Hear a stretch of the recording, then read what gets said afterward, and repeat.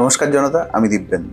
রোজ যাদবপুর ইউনিভার্সিটির সামনে দিয়ে যাতায়াত করার সময় শুধু ভাবি এখানকার স্টুডেন্টগুলোর এত অহংকার কিসের নিজের ইউনিভার্সিটিকে নিয়ে। ব্যাস শুরু করলাম যাদবপুর ইউনিভার্সিটির ঠিকুচি কুষ্টি খুঁড়ে বের করা।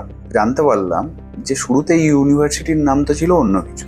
আসলে কি হয়েছিল, স্বাধীনতার আগে আমাদের সেরকম কোনো স্বদেশী ইঞ্জিনিয়ারিং শিক্ষা প্রতিষ্ঠান ছিল না, যা ছিল সব ব্রিটিশদের তৈরি। তাই 1906 সালে স্বদেশী আন্দোলনকে আরো মজবুত করতে আর ব্রিটিশ শিক্ষানীতিকে বয়কট করার জন্য ঋষি অরবিন্দু, রবীন্দ্রনাথ ঠাকুরের মতো বিভিন্ন মনীষীদের সহায়তায় স্যার আশুতোষ মুখার্জি শুরু করেছিলেন বেঙ্গল টেকনিক্যাল ইনস্টিটিউট।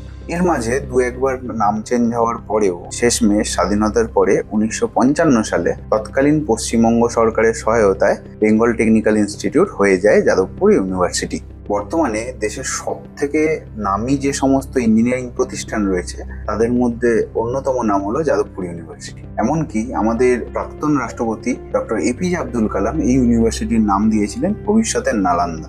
2022 সালে Stanford university list of top 2% global scientist নামে একটি রিপোর্ট প্রকাশ করে, যে রিপোর্টে 42 জন বিজ্ঞানীর নাম ছিল শুধুমাত্র যাদবপুর ইউনিভার্সিটি থেকে। বর্তমানে ইসরো তাদের বিভিন্ন স্পেস মিশনের সাহায্যের জন্য পার্টনারশিপ করে যাদবপুর ইউনিভার্সিটির বিজ্ঞানীদের সঙ্গে। এমনকি ইসরোর বিভিন্ন রকেট এবং স্যাটেলাইটের যন্ত্রাংশ তৈরিতেও সাহায্য করে যাদবপুর ইউনিভার্সিটির বিজ্ঞানীরা। চন্দ্রযান মিশনে যে বিক্রম ল্যান্ডারটি ব্যবহার করা হয়েছিল, সেই ল্যান্ডারের ল্যান্ডিং গিয়ারটি তৈরি করতে সাহায্য করেছিল যাদবপুর ইউনিভার্সিটির দুজন বাঙালি বিজ্ঞানী। এত কিছু জানার পরে এই শিক্ষা প্রতিষ্ঠান সম্পর্কে শুধু এখানকার ছাত্রছাত্রীদের নয়, বরং গোটা ভারতবর্ষের মানুষের অহংকার করা উচিত। ভিডিওটা ভালো লাগলে যদি মনে হয় নতুন কিছু শিখতে পেরেছেন, তাহলে একটা লাইক দিয়ে যাবেন, বন্ধুদের সাথে শেয়ার করবেন।